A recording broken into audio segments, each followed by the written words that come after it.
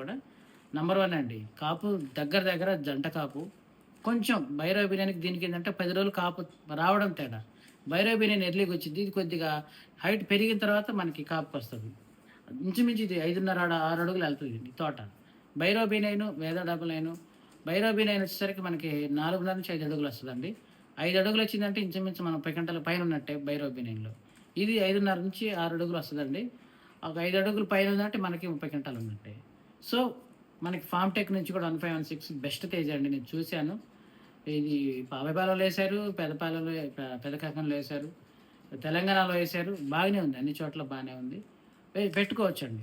1516 second చాయిస్‌గా మీరు plan చేసుకొని పెట్టుకోవచ్చు. సో, ఇదండి తేజాల వైపు అయితే మీరు వెళ్ళాలనుకుంటే ఇలా ప్రతి తేజాకి ఒక బెస్ట్ క్వాలిటీస్ ఉన్నాయా లేవా మీరు చూడండి. విత్తనం చెప్పడమే కాకుండా నెక్స్ట్ ఫాలో అప్ కూడా ఇంపార్టెంట్. జెర్మినేషన్ దగ్గర నుంచి రేపు ఎండింగ్ వరకు కూడా ఇంపార్టెంటే. బట్ నేను నా ప్రయత్నం ఏంటంటే ఈ సంవత్సరం మల్టిపుల్‌గా తక్కువ పడుతున్నా కాబట్టి నేను కూడా ప్రతి రైతు దగ్గరికెళ్ళే అవకాశం నాకుంటది.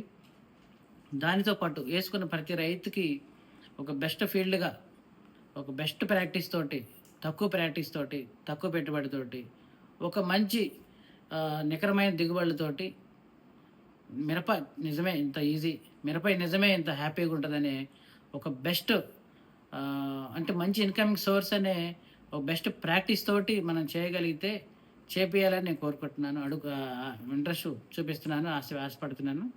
సో, అవకాశం మీరు ఇవ్వగలిగితే, మనం చేయగలిగితే yes, it is very easy incoming source అనే ఆలోచన మీకుంటది.